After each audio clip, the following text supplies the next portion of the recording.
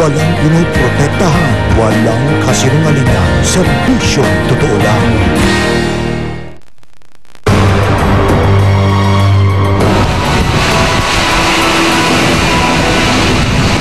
Dahil sa lakas ng hanging dala ng bagyong Basyang, tatlong mga kubol na nagsisilbing paradahan ng mga sasakyan sa loob ng subdivision ang tinangay papunta rito sa kalsada. Metro Manila, binayo ng bagyo, kahit hindi nakalang direktang tatamaan.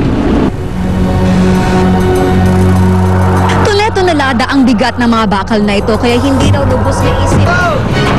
Pwede namang... Mga karating probinsya, kinagupit din. Dito ka daw, dito! Dito ka daw! Ito dyan, bro. Mag-ina sa Cavite, patay ng mabagsakan ng puno ang kanilang bahay.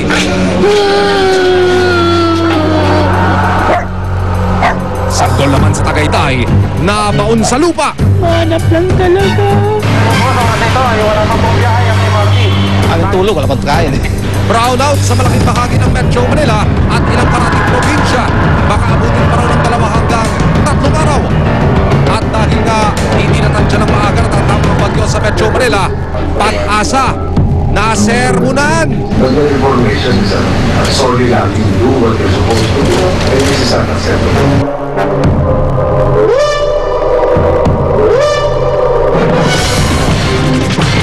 Magandang gabi po, nanalasa ang bagsik ng bagyong Basyang sa malaking bahagi ng Luzon, kabilang ng Kamaynilaan. Ihahatid po namin sa inyo ang naging epekto ng bagyo sa iba't ibang lugar.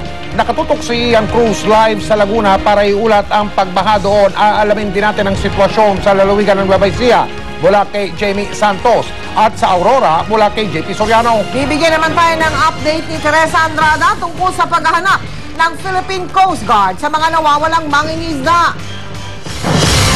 Sinapol ng bagyong Basyang ang Metro Manila at mga kalapit na probinsya nitong magdamag.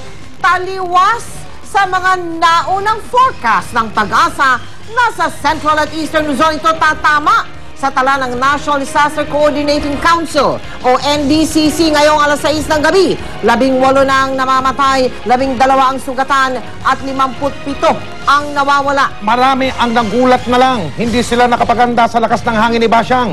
Umabot sa signal number 2 dito sa Kamaynilaan at sa Timog Katagalugan. Bakas sa mga kalsada ng Maynila ang hagupit ng bagyo. Nakatutok si Cedric Castillo.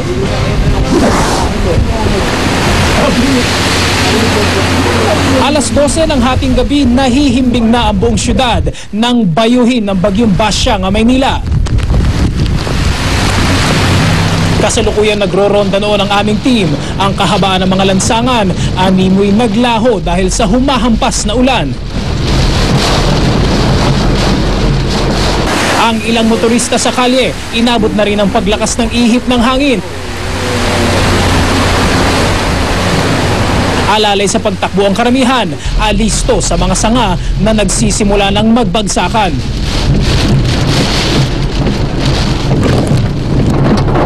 Pagliko ng Quirino Avenue, isang puno na nga ang nabuwal at humarang na sa isang buong lane. Nagsabit pa sa mga sanga ng puno ang kable ng kuryente. Mabuti na lang at nag-shutdown na ang kuryente sa halos buong Metro Manila ng mga oras na yon. Sa iba pang sulok ng syudad, tila payapang natutulog ang mga residente. Pero sa labas ng kanilang mga bahay, balot sa dilimang kapaligiran habang patuloy ang pananalanta ni Basyang. Humilig ang mga poste. Lumubog sa baha ang ilang kalsada, pati ang ilang rescuer na re-responde pa sana na stranded din. Ang lalaking ito, tila hindi na napansing gutay-gutay na ang payong niyang dala.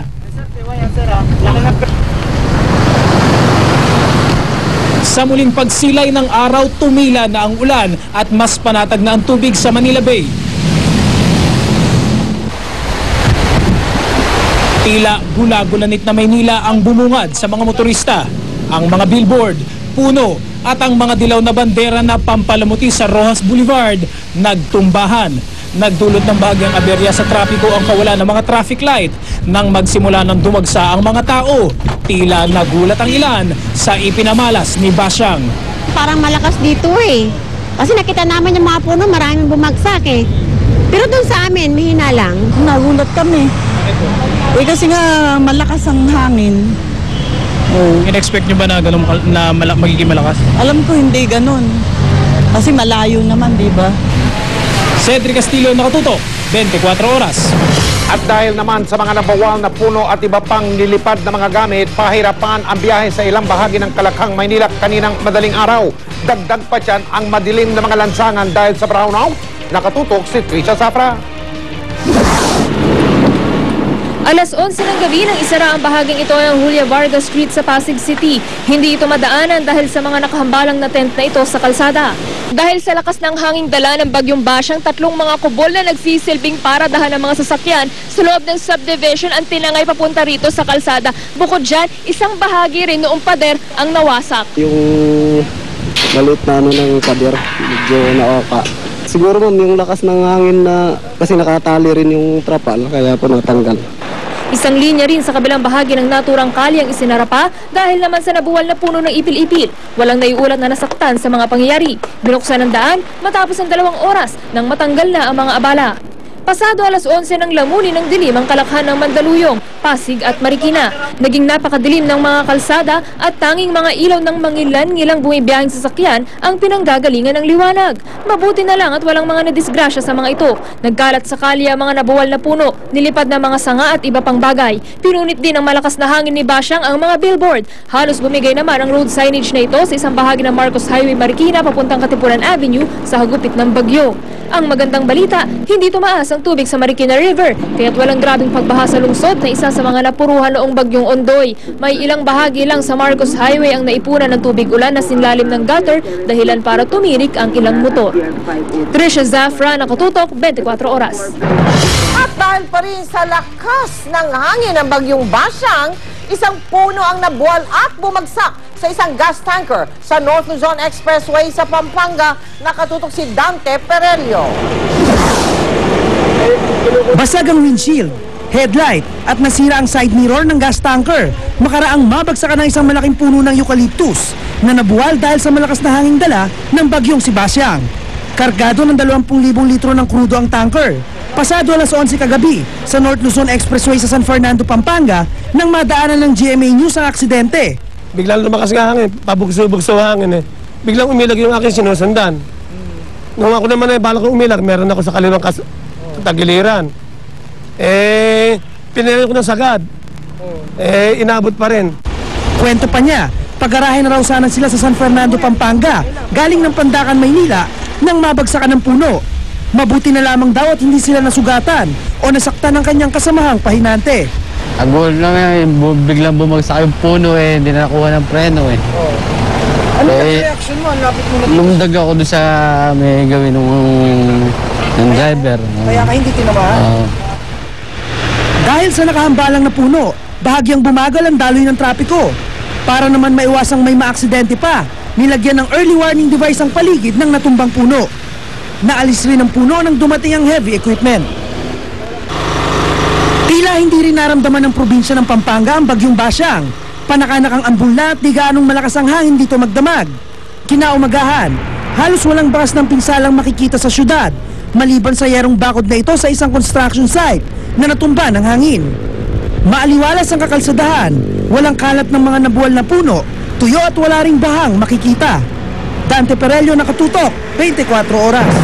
Isang bakal naman at tonelada ang bigat ang nagawang pabagsakin ng bagyong Basyang. Nangyari yon sa ginagawang Skyway sa may South Luzon Expressway sa Parañaque. Nakatutok si Claire Delfin. Sa unang tingin, animoy roller coaster track sa isang amusement park ang mga bakal na ito. Girder launcher ang tawag dito. Nakakabit ito sa naglalakihang pillars ng ginagawang Skyway dito sa SLEX hanggang tamaan ng bagsik ng bagyong Basyang at bumagsak sa gilid ng sukat overpass sa Parañaque bandang alas 2 ng madaling araw kanina. Ito ay para daw binuhat nung hangin. At yan nga, nakita na lang nila na nag-i-spark at bumagsak.